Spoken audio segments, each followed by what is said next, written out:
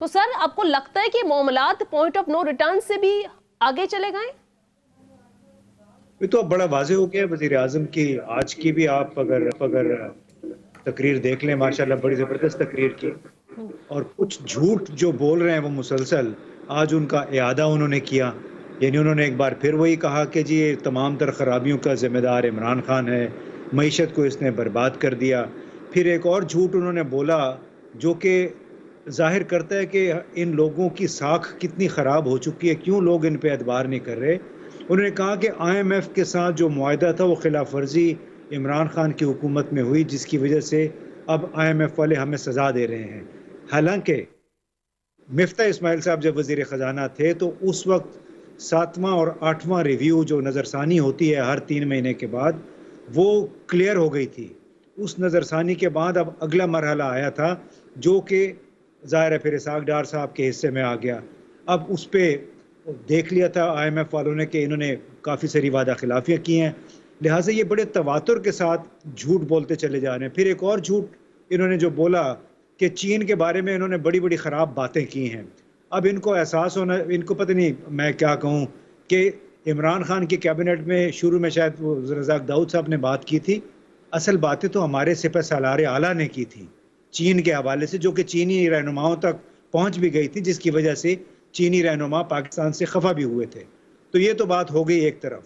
تو دوسری طرف اگر عمران خان وہ انہوں نے کہہ بھی دیا کہ چلے میری ٹیم جو ہے مذاکرات کر سکتی ہے، لیکن اگر اس طرح کے آپ 140 اس کے اوپر ابھی بھی مقدمے ہیں، اس کو روزانہ صبح دوپہر شام مریم، دونوں مریمیں، پھر عمر عطا تارڑ صاحب اور نہ معلوم کتنے لوگ ہیں، سعید غنی، شرجیل میں، سب بیٹھ کے ہر روز یہ 5-6 لوگ ہیں تواتر کے ساتھ گالم گلوچ کر رہے ہیں عمران خان کے خلاف.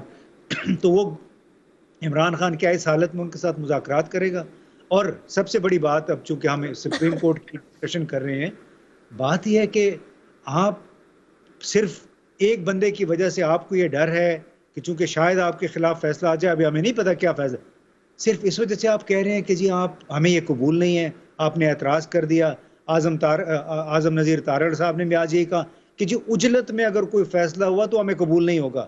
یار کیا ہو گیا ہے اس ملک میں؟ آپ صحیح کہہ رہے ہیں، اس کا کوئی جواب نہیں. لیکن ایک چیز امتیاز بتائیں، دیکھیں جو ایک پریکٹیکل حقیقت ہے، جو واقعی ایک ہرڈل ہے، ابھی یہ جو الیکشن ہوگا یہ تو 2 صوبوں کے لیے ہے. عام طور پہ کہا جا رہا ہے، اور یہ اس کو عمران خان صاحب بھی کہتے ہیں کہ یہ الیکشن ایک وقت میں سب جگہوں پہ ہونے چاہیے. چلیں اب ایک تو مسئلہ ہے کہ یہ کیا کوئی طریقہ کار نکالا جائے، نہیں نکالا گیا. آج پھر چیف جسٹس صاحب نے کہا، اور پرسوں بھی انہوں نے کہا تھا کہ بھی کوئی آپ بیٹھ کے مشاورت کر لیں، کوئی اتفاق رائے کر کے ہمارے پاس آ جائیں، ان کو بیچ کا راستہ نکال لیں گے. آج انہوں نے افسوس کا امتیاز اظہار کیا کہ کوئی مشاورت آپس میں ان کی نہیں ہو سکی. میرا سوال آپ سے ہے کہ اب یہ 2 صوبوں میں اگر الیکشن ہوتا ہے، اس کے کانسیکوینسز کیا ہوں گے؟ پھر 3-4 مہینے بعد دوبارہ ملک میں الیکشن ہوں گے ایک. اور دوسری بات یہ کہ مشاورت انہوں نے سیاسی جماعتوں نے نہیں کی، کیونکہ سیاسی جماعتوں کے اپنے اپنے بڑے جس کو کہتے ہیں موٹیوز ہیں، مفادات ہیں، چاہے عمران خان ہے چاہے پی ڈی ایم کی جماعتیں. یہ تو بڑا واضح طور پہ سامنے آ گئی بات. جی آئین میں یہ کہاں لکھا ہے کہ صوبائی اور قومی انتخابات ایک ہی دن؟ اور دنیا بھر میں کہاں ایسے ہوتا ہے کہ آپ نے لازمی جو یونین کے یا جو صوبوں کے اور قومی الیکشن ایک ہی دن میں کرانے ہیں؟ بھارت میں سارا سال یہ سلسلہ چلتا رہتا ہے. امریکہ میں آپ نے دیکھا ہے ہر 2 سال کے بعد الیکشن ہوتے ہیں، سینٹ کے الگ ہیں، ہاؤس آف ریپرزینٹیٹیوز کے الگ، صدارتی الیکشن الگ ہوتے ہیں. جرمنی میں جو 16 ریاستیں ہیں، وہاں پہ 4 سال یہ سلسلہ چلتا رہتا ہے الیکشنز کا. یہ تو میرا خیال ہے فاروق لغاری صاحب جب صدر تھے تو انہوں نے سوچا تھا کہ جی ہمیں ایک دن میں کرانے چاہیے، اخراجات اس طرح سے بچ جائیں گے.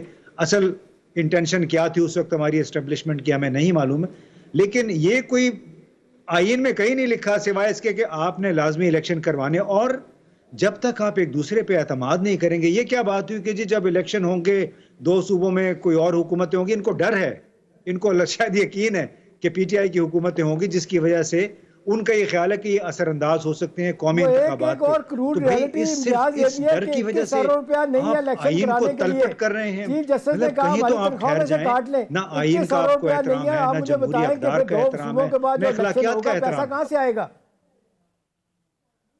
پیسہ جی ترقیاتی اسکیموں کے لیے پیسہ اویلیبل ہے، اور बात के लिए नहीं है, ये कोई सॉरी ये बात मानने वाली नहीं है। सही। तो इम्तियाज गुल साहब, मुतवक्के तौर पर आपको लगता है कि कोई इस तरह का भी फैसला, जाहिर है ये तो अभी कल चीफ जस्टिस के आप दीद है कि क्या फैसला आता है कि सियासी जमातों पर ही छोड़ दिया जाए मामला? क्योंकि आप देखें जिस अंदाज में फ्लोर ऑफ द हाउस खड़े होकर तकारीर हुई कि हमारे सियासी मामलात में मुदाखलत बंद की जाए, तो आपको लगता है कि ये मामलात भी कहीं गौर में आ सकते हैं? देखें जी, अगर उन सियासी जमातों पे छोड़ दिया तो फिर तो राना सनाउल्लाह 4 दिन पहले का आपको बयान याद होगा कि इसने इमरान खान ने जहाँ तक हालात पहुँचा दिए हैं, या ये होगा या हम होंगे। यानी सियासी वो तो तुले हुए हैं कि हर हाल में इन्होंने इमरान खान को माइनस करना है।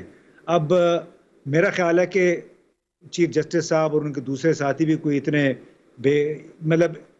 बेवकूफ़ तो मैं नहीं कहूँगा, लेकिन इस तरह नहीं होंगे इनकंसिडरेट। वो यकीनन ये सोचेंगे कि इस दरमियाना रास्ता क्या हो सकता है। तो ऐन मुमकिन है कि कोई दरमियाना रास्ता निकल आए कि जून में करवा लें, जुलाई में इलेक्शन करवा लें, सारे मिल के करवा लें, ताकि ये बार बार की जो मुसीबत है इससे गुजरना ना पड़े। बहुत शुक्रिया। सीनियर एनालिस्ट इम्तियाज गुल साहब प्रोग्राम में हमारे साथ मौजूद थे। अली मोकी, जो दरमियाना रास्ते के हवाले से बात हो रही है, जाहिर है जब सुप्रीम कोर्ट ने सो मोटो लिया तो पहली या दूसरी हियरिंग में हमने देखा कि अदालत की जानिब से ये कहा गया कि कोई दरमियाना रास्ता तलाश कर देते हैं। तो उस वक्त फवाद चौधरी साहब ने बड़ा कैटेगोरिकली आकर कहा था कि हमने कोई दरमियानी रास्ता नहीं तलाश करना, आइन बड़ा क्लियर है कि 90 रोज के अंदर इलेक्शन हो, हमने आइन से बाहर नहीं जाना।